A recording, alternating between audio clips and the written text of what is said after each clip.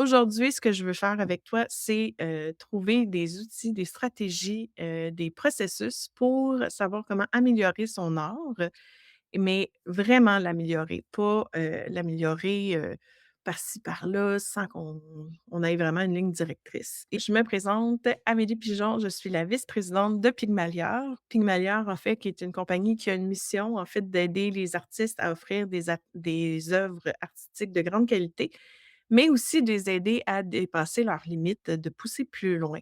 Donc, on fait ça de quelle façon? On a une boutique en ligne où on vous offre des, matériaux d'artistes, professionnels. On partage aussi, nos inspirations, nos découvertes avec vous autres et on fait aussi des vidéos, des entrevues avec, des artistes, pour découvrir, leur façon de voir les choses.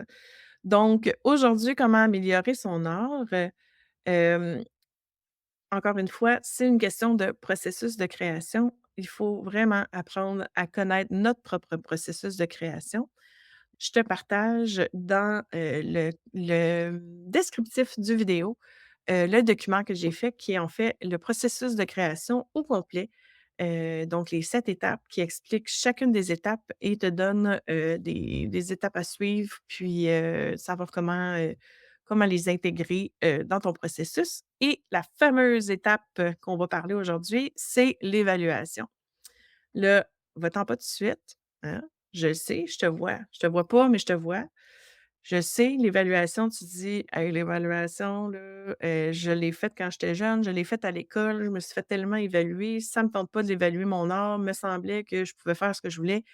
Absolument, tu peux encore faire tout ce que tu veux. Sauf que ce qu'il faut que tu comprennes, c'est que l'étape de l'évaluation, c'est pour toi une opportunité d'apprentissage. C'est vraiment plus qu'une simple critique, là. En fait, ce qu'on veut, c'est approfondir ta compréhension de ton art à toi, mais aussi de ton identité en tant qu'artiste. Donc, c'est vraiment une auto-évaluation plus qu'une évaluation. On ne veut pas savoir ce que les autres pensent de notre art, on veut savoir ce que nous, on pense, puis ce que nous, on pense qu'on doit améliorer. Donc, pour pouvoir faire une amélioration, savoir par où on se dirige, hem faut faire une analyse très ciblée, de notre, de nos œuvres, de nos dessins, de ce qu'on a en notre possession. Donc, on se pose la question: «Qu'est-ce qui manque à mes yeux pour être complètement et pleinement satisfait ou satisfaite?» Donc la liste, on a le dessin, la composition, les proportions, les perspectives, les valeurs, les formes, la ligne, le volume, les couleurs, les contrastes, jeu d'ombre, de lumière, les transitions, le mouvement, le rendu final, le détail, le message. Donc ça en fait, beaucoup, beaucoup, beaucoup. Alors pour faire l'exercice, j'ai fait l'exercice moi-même avec mes dessins de référence. Beh, 1 chose à faire, absolument, absolument, c'est pas d'aller dans la critique, c'est d'aller dans, ce qu'on aime de nos œuvres. Donc qu'est-ce que j'aime? Qu'est-ce que j'aime en particulier dans mes œuvres? Donc j'aime le fait que pour moi, les proportions sont justes. Est-ce que ça fait en sorte que j'aime pas les œuvres qui ont des proportions qui sont pas justes? Absolument pas. Mais moi, quand je le fais, c'est comme si ça sonnait faux. C'est comme si c'était pas moi. Donc j'aime pas ça le faire, pour le moment. Éventuellement, peut-être que je serai capable de transcender cette restriction que je me fais à moi-même. Par la suite, j'aime les jeux d'ombre et de lumière que je fais. J'aime les couleurs. Ce qu'on peut voir à part au niveau de l'œuvre qui est très, abstraite, j'ai des couleurs, j'ai une palette de couleurs assez limitée dans une œuvre, puis ça, j'aime ça. D'ailleurs, parlant d'œuvres abstraites, j'aime beaucoup l'abstrait, puis ça, c'est quelque chose que j'aimerais faire, c'est de un peu mixer mon côté abstrait avec le côté très figuratif. Donc, ça, c'est quelque chose que j'aimerais vers lequel je voudrais, aller. Donc, rendu là, que j'ai fait, ce que j'aime de mes œuvres, il faut que j'aille dans ce que je voudrais améliorer. Pas ce que j'aime pas, ce que je voudrais améliorer, hein. Donc, à améliorer dans mon œuvre, j'ai la composition que je veux améliorer, les contrastes, les transitions, le mouvement. Je trouve que ça manque de c'est un peu stiff quand on arrive, au niveau des portraits. Hem Je voudrais aussi, améliorer, avoir un peu un message, le rendu fini, alouette. Une fois que j'ai passé à travers puis que j'ai fait une liste de plusieurs éléments que, je veux améliorer, c'est sûr que ça devient difficile de dire c'est lequel que je vais prendre, c'est lequel que je vais améliorer en premier. Donc un petit truc comme ça, c'est d'aller voir, tes influences. Donc, j'ai mis le logo de Google Keep. Pourquoi? Parce que j'ai fait un vidéo sur, comment organiser tes influences. Fait que tu peux aller le voir, il va y avoir un lien à quelque part, ou bien dans le descriptif du vidéo, ou bien dans les commentaires. Donc, il faut aller voir ses influences. Puis l'autre chose, je rappelle encore une fois, de poser des questions, d'avoir une discussion avec un ami de création. J'ai écrit Diane Dubo à côté parce qu'en fait, c'est elle qui a emmené, l'idée de l'ami de création que j'aime profondément dans une entrevue que j'ai faite avec elle. Encore une fois, le lien, va apparaître à quelque part ou bien dans le descriptif ou bien dans les commentaires. Quand on va voir dans nos influences, on se dit: «Mais quel artiste je connais qui me fascine? Puis qu'est-ce qui fait que dans son œuvre, j'aime autant qu'est-ce qu'il fait?» Hem, puis qu'est-ce que je voudrais réussir à son niveau? Là, on va pas se prendre pour des 7 up flat, là. On va se dire qu'on est capable d'y arriver, puis on va se dire qu'on va se donner les moyens pour y arriver. Donc on va aller chercher des œuvres puis des artistes qui réussissent au niveau où nous, on voudrait réussir. Et puis, c'est à ce moment-là qu'on fait une multiplication des influences. Là, j'ai écrit Austin Kleon. Pourquoi? Parce que j'ai fait 2 vidéos où j'ai parlé de Austin Kleon et de l'aspect de voler les artistes. Son livre, ça s'appelle «Still Like an Artist» et où il nous dit: faut avoir beaucoup d'influences et les multiplier pour pouvoir transcender nos influences. Si on s'en vient avec mes influences, parce que là, on a regardé ce que je veux moi améliorer dans mes œuvres, mais dans quel sens que je vais aller les développer. Donc, je vous parle de Brad Kunkel, qui est en fait un de mes artistes, favoris, que j'aime beaucoup, beaucoup. Ça s'appelle The History of Nature et puis, Brad Kunkel, en fait, ce qui est particulier avec lui, il utilise beaucoup de feuilles d'or ou d'argent. Ce qu'on voit présentement, le ciel est fait avec des feuilles d'argent. Donc, qu'est-ce que j'aime particulièrement, en fait, c'est que c'est un sujet, donc ici, le sujet, c'est une personne, mais il l'a situé dans un environnement, puis l'environnement, il est assez, féerique, si je pourrais dire. J'aime aussi les contrastes, donc le fait qu'il y a un ciel très, très plat en arrière versus, le ciel le voyons, le détail de la paille un peu partout. Hem, le ciel aussi, il y a une petite texture chamoirée là, mais pas beaucoup, tandis que dans la paille, c'est vraiment très, très texturé.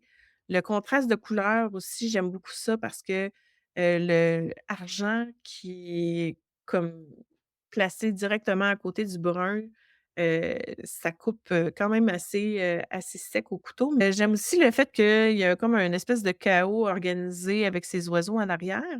Puis il y a un rappel entre les oiseaux en arrière et l'espèce de jupette de la dame, qu'on dirait presque une jupette de paon, si on veut, ou bien qui rappelle des ailes d'oiseau.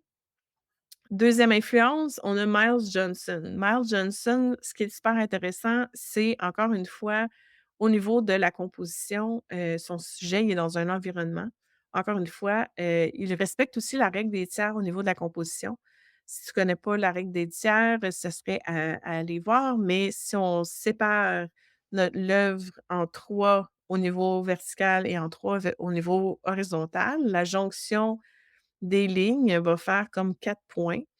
Puis là, on voit que, le visage arrive à un de ces points-là, puis il y a une diagonale qui se dirige vers un deuxième point. C'est super intéressant. J'aime le fait aussi que c'est encore une composition un petit peu surréaliste. Si on regarde les feuilles sont, c'est plus des feuilles qu'on voit, qui sont pas dans l'eau et puis, on comprend qu'en fait, le personnage est dans l'eau. Pourquoi? Parce qu'il y a un reflet sur sa peau. et puis, il y a le contraste entre les feuilles et le côté lisse de la peau qui est, super intéressant. Troisième influence, qui est Etam Crew. Ça, c'est même pas sur, c'est pas un dessin, c'est pas une toile, c'est fait sur le côté d'un immeuble. Encore une fois, la composition, je la trouve super intéressante, ne serait-ce que du côté surréaliste de la chose.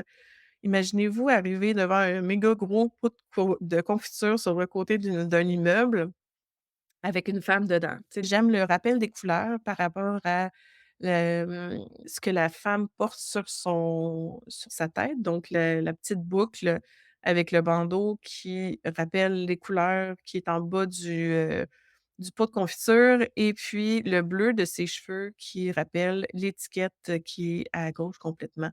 Donc ça, c'est mes influences à moi. Une fois que, j'ai regardé les influences, là, ce que j'ai réalisé, c'est ce que j'aime le plus, en fait, dans ces 3 influences-là, c'est la composition puis les contrastes. Donc, je sais pas si vous vous rappelez au départ, mais j'avais ciblé 4 ou 5 choses que je voulais améliorer. Là, j'en cible 2 en particulier, donc composition et contraste. Puis, encore une fois, pour avoir une progression réelle et mesurable, il faut que j'aille encore plus loin dans la description de ce que je veux. Par exemple, juste dire: «Je vais améliorer la composition puis le contraste», c'est pas suffisant. Dans quel sens puis comment je vais faire pour l'améliorer? Donc, hem, on veut définir les critères d'évaluation puis définir une définition claire des objectifs. Donc, par exemple, je veux améliorer la composition lorsque j'ai un sujet. Déjà, en partant, c'est déjà plus que je veux améliorer la composition. Comment je vais le faire? Je veux que le sujet habite un environnement et puis, je veux suivre une règle d'or de composition. Donc, par exemple, la règle des tiers, il y en a beaucoup d'autres. Peut-être que je ferai une vidéo là-dessus si ça vous intéresse un jour. Par la suite, je veux améliorer les contrastes, ça, c'est la deuxième chose et comment je vais le faire? Je vais m'enlever ici, c'est, je veux améliorer les contrastes entre l'environnement et le sujet lui-même, que ça soit avec, des textures, des couleurs, des détails. Donc, je te rappelle, le document est dans le descriptif du vidéo ou dans les commentaires. Gêne-toi pas, c'est cadeau, cadeau. C'est gratuit, donc, tu peux aller le télécharger. Si tu l'as déjà téléchargé, je t'invite à aller remplir, mon sondage le plus court du monde, qui en fait te demande, quel est en ce moment ton plus grand défi en lien avec ton art?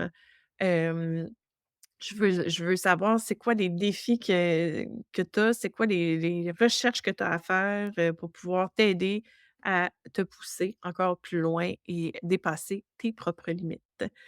J Sur ce, je te remercie beaucoup, beaucoup, beaucoup d'avoir été là. Oublie pas de commenter, même si tu es en rediffusion. Si jamais tu me regardes sur YouTube, me faire un petit pouce, c'est toujours apprécié. Puis, voilà, même, sur Facebook, hein, un petit pouce, c'est toujours apprécié. Ouais, petit pouce. OK. Fait que, je te remercie. Passe une belle journée. Bye.